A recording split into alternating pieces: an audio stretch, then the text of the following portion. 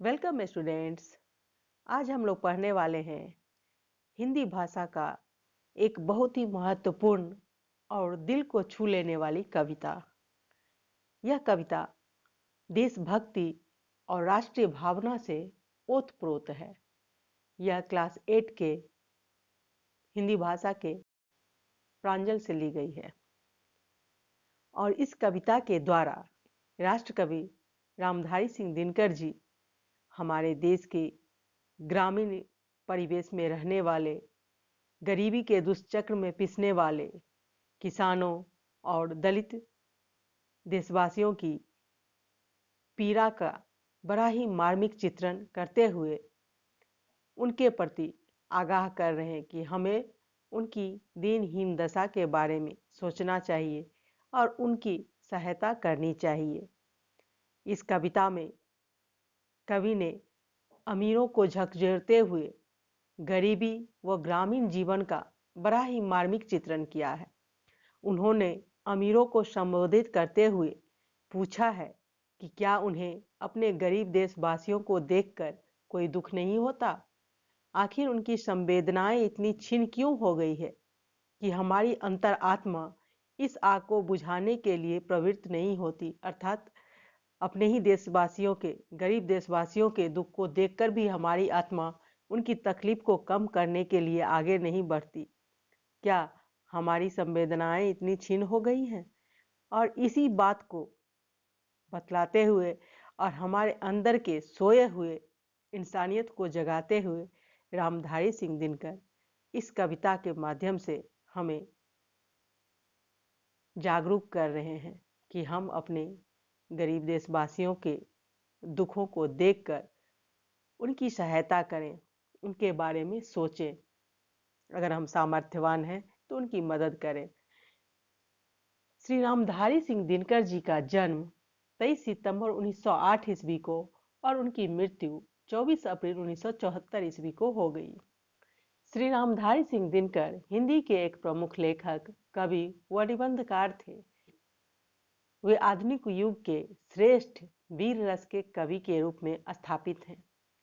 बिहार प्रांत के बेगूसराय जिले का सिमरिया घाट उनकी जन्म स्थली है। दिनकर स्वतंत्रता पूर्व एक विद्रोही कवि के रूप में स्थापित हुए और स्वतंत्रता के बाद राष्ट्र कवि के नाम से जाने गए। एक ओर उनकी कविताओं में ओज, विद्रोह, आक्रोश और क्रांति की पुकार है, तो दूसरी ओर कोमल श्रृंगारिक भावनाओं की अभिव्यक्ति भी है। तो आइए शुरू करते हैं राष्ट्रकवि श्री रामधारी सिंह दिनकर जी के द्वारा लिखी गई यह सुप्रसिद्ध कविता। रेशमी कलम से भाग्य लेख लिखने वालों, तुम भी अभाव से कभी ग्रस्त हो, रोए हो बीमार किसी बच्चे की दवा जुटाने में, तुम भी क्या घर भर पेट बांधकर सोए हो। असहाय किसानों की किस्मत को खेतों में क्या अनायास जल में बह जाते देखा है। क्या खाएंगे यह सोच निराशा से पागल बेचारों को भूखे रह जाते देखा है। देखा है ग्रामों की अनेक रंभाओं को, जिनकी आभा पर धूल अभी तक छाई है। रेशमी देह पर जिन अभागिनों की अब तक रेशम क्या सारी सही नहीं चढ़ पाई है। पर तुम नगरों के लाल अमीरी के पुतले क्यों व्यथा भाग्यहीनों की मन में लाओगे। जलता हो सारा देश किंतु होकर अधीर, तुम दौड़ दौड़ कर क्यों यह आग बुझाओगे, क्यों यह आग बुझाओगे। रेशमी मतलब रेशम, भाग्य मतलब किस्मत, लेख मतलब लिखा यानी किस्मत का लिखा, अभाव मतलब कमी, ग्रस्त मतलब पीड़ित होना, किस्मत मतलब भाग्य आप जानते ही हैं, अनायास मतलब अचानक, ग्राम मतलब गांव, रंभाओं मतलब अप्सराएं, आभा मतलब चमक, देह मतलब शरीर, अभागिन मतलब बदकिस्मत, व्यथा मतलब दुख और अधीर मतलब बेचैन, विकल, जिसमें धैर्य ना हो। तो अब हम लोग इसका अर्थ जानेंगे। कवि कह रहे हैं इन पंक्तियों के माध्यम से कि रेशमी कलम से भाग्य लेख लिखने वालों, यानी समाज के रईस वर्ग के लोग, यानी पूंजीपति वर्ग के लोग, धनवान लोग, सामर्थ्यवान लोग, क्या तुमने भी कभी अभाव देखा है? यानी तुम भी कभी गरीबी से, अभाव से ग्रस्त हुए हो?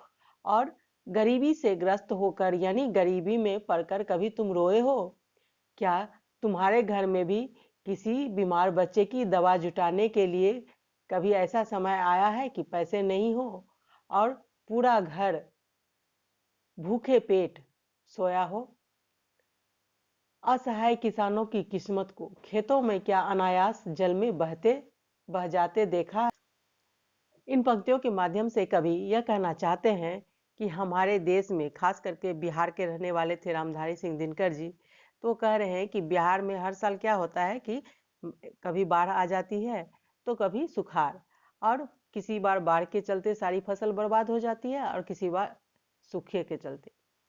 तो इस स्थिति में गरीबों की, किसानों की स्थिति बहुत ही खराब हो जाती है, और कभी कभी तो उनकी स्थिति ऐसी हो जाती है कि उन्हें पैसे के अभाव में दवा भी नहीं खरीद पाते अपने बच्चे के लिए, और पूरा घर भूखे पेट भी सो जाते हैं। ऐसी स्थिति आती है उनके जीवन में, जबकि उनके घर में न अपने बीमार बच्चे के दवा के लिए पैसे होते हैं और न ही उनके घर में सब लोगों को भरपेट खाने के लिए भोजन होता है। तो वो खाली पेट ही अपने बाल बच्चों, पूरे परिवार सहित सो जाते हैं। तो ऐसी स्थिति का ज्ञान कराते हुए कवि समाज के सामर्थ्यवान लोगों से पूछते हैं कि तुम जो रेशमी वस्त्र पहनते हो, ऊंचे महलों में रहते हो, क्या तुमने भी कभी इस अभाव को देखा है? ऐसी स्थिति से तुम कभी गुजरे हो? क्या असहाय किसानों की किस्मत की जैसे तुम्हारे किस्मत में भी ऐसा समय आया है, ऐसा वक्त आया है जब तुम्हारी सारी फसल अचानक से बाढ़ में बह गया हो, जैसा कि हमारे देश के किसानों के साथ होता है, खास करके बिहार के किसानों के साथ?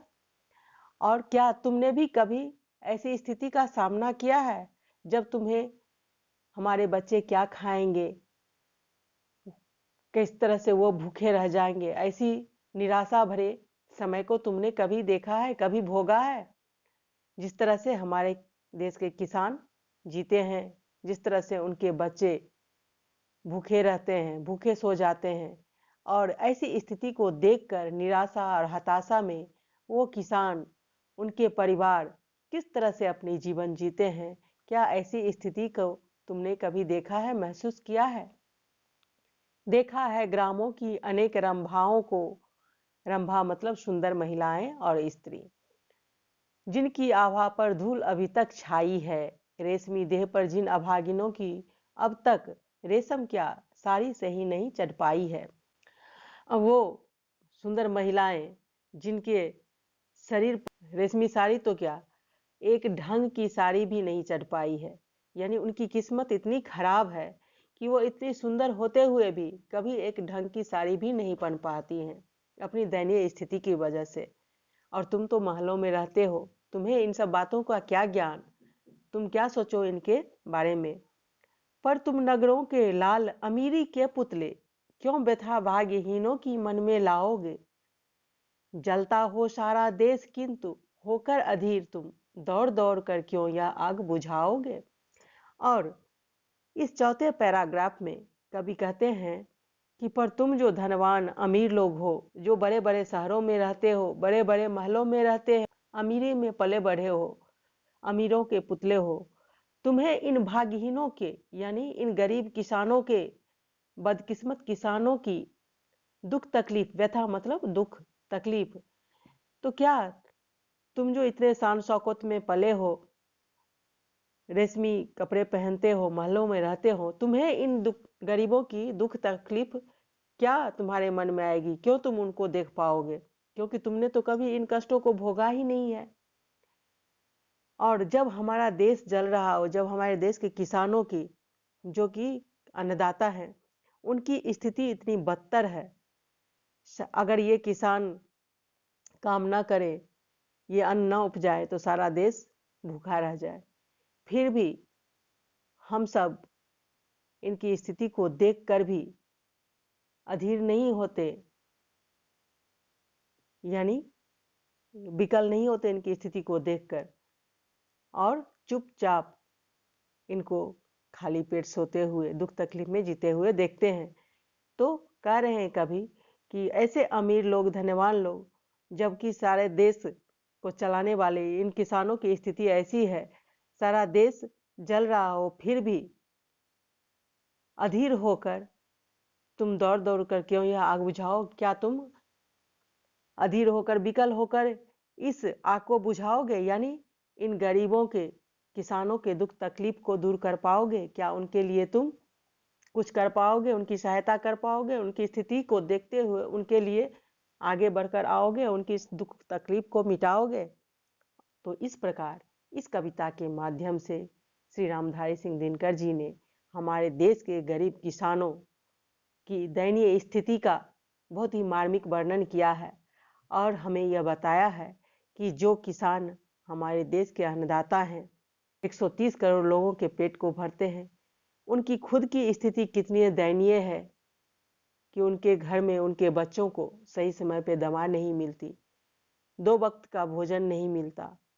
उनकी सारी कमाई, सारी मेहनत कभी बाढ़ से तो कभी सुखाड़ से खत्म हो जाती है और वो गरीब के गरीब बने रहते हैं। लेकिन हम महलों में रहने वाले, शान शौकत में जीने वाले, कभी भी उनकी दुख तकलीफ को, उनकी व्यथा को समझ नहीं पाते हैं। इसलिए हमें क्या करना चाहिए?